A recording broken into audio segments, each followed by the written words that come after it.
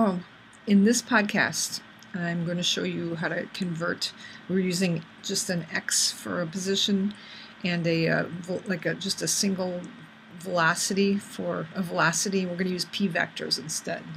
So go to ReggieNet, go under Resources and Materials, and find this. This is the code that we built just the other day. Simple car OOP. Don't go to simple OOP.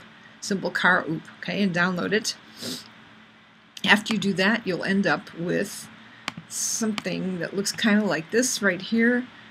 This simple car OOP folder, and then you'll have car.pde and simple car.oop.pde. You'll notice that you have two different PDE files, and those correspond to the different tabs that we made. Do not click on car.pde. You got to click on this simple car OOP, the thing that's the same name as the folder. Okay, so double click on that, and you'll end up with it. Okay, and so this is what the file looked like. We had one car. Then we ended up actually with an array of cars. So we're not using this one anymore. So we're using an array. Here's where we gave birth to one car. Actually, it looks like we are using that one car. And here's where we gave birth to 10 cars. We used a for loop in order to give birth to 10 cars. New always means kind of like giving birth. And here is where now we're not driving that one car.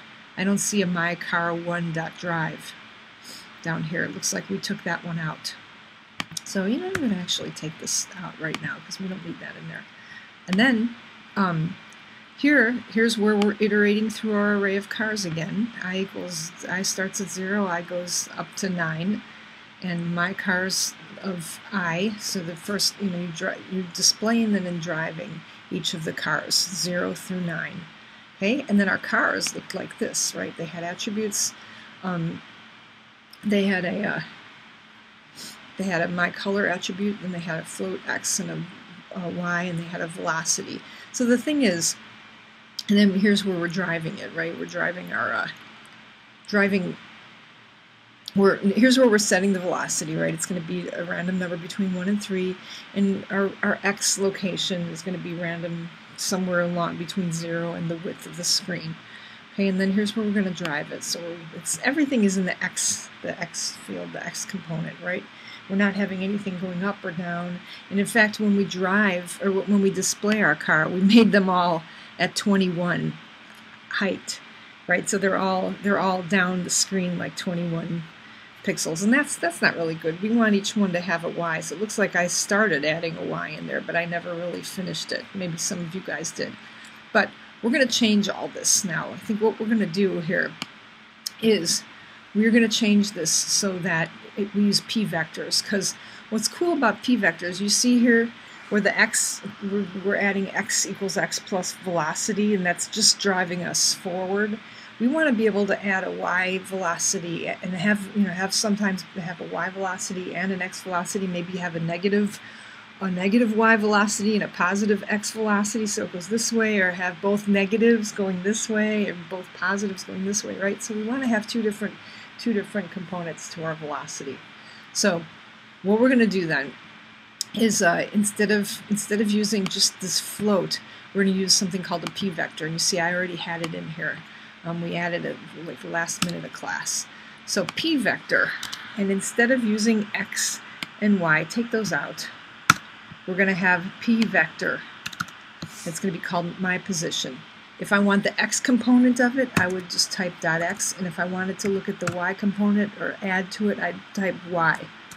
Okay? For the same thing for the velocity too. You want to have a velocity that maybe has a y component. Maybe it's going really fast in the y direction and really slow in the x direction.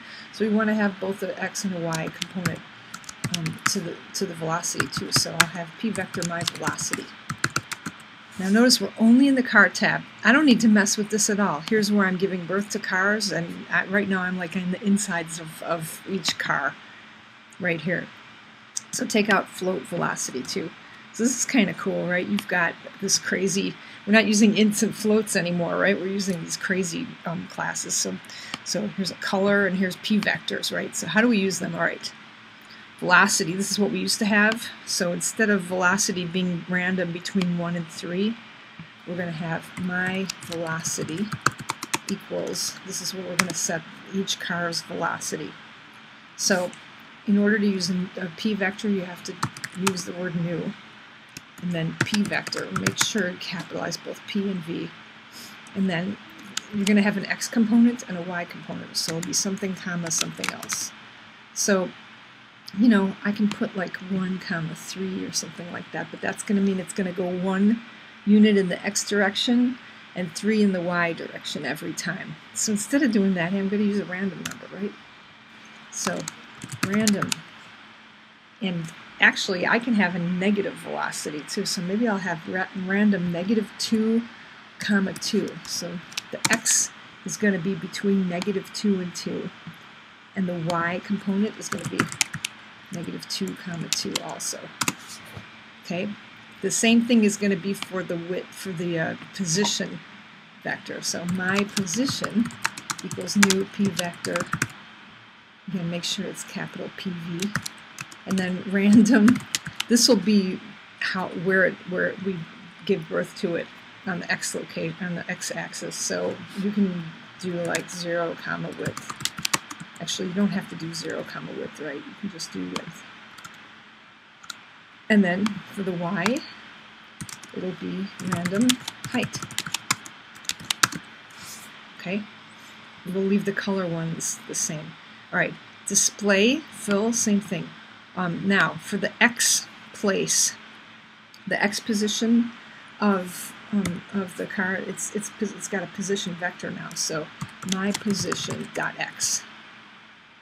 And now we've got our own y positions for every car too. So my position dot y. That's the beauty of the vector, the p-vector. These are all the same. Okay, now we want to drive it. That's going to be a little bit harder. Okay, so x equals x plus velocity. We're going to have my position dot add. Actually, this is not hard at all. My velocity. This is how you add vectors in using p-vectors. Isn't that cool? So you're adding velocity to my position. Now the last thing we need to do is loop it, right? So now we're going to do, if this is where it gets kind of hard. So if my position dot x is greater than width, my position dot x equals 0, right? Let's just do that for right now. Save it. I'm going to save it and then run it. See if it works. And wait till you see what happens now. You should have ran it before, by the way. Look at that. So now you've got stuff moving in all different directions. Pretty cool, huh? So this is the problem. Here, we're going to have 4 cases. Because if its x is greater than its width, because some of the cars are going to be moving backwards now, and some of them are going to be moving up and going above the 0 and down below the height. So I'm going to tell you guys, if the x is greater than the width, you want to set it to 0. If the x is less than 0, you want to set it to width. Right? If it's greater than width, if x component is greater than width, you want it to set it to 0. If x is less than 0, you want to, if x is less than 0, you want to set it to width. Then you also have to have, if y is greater than height, you want to set y to 0. And if y is less than 0, you want to set it to height. Okay, so it kind of looks like this. My position dot x is less than 0. My position dot x equals width. You're going to have a couple of these, right? They're all encased by like this, okay? So then you can do the width or the height one too. If my position dot y is less than 0, if your y went less than 0, it's probably going up. So my position dot y equals height. I'm like in a hurry because I have to pick up a child. If my position dot y is greater than height, then it's going down, right? My position dot y equals 0. That should be it. Okay, let's see if this one works. I'm saving it all the time.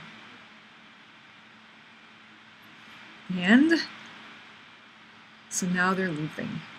Beautiful, huh?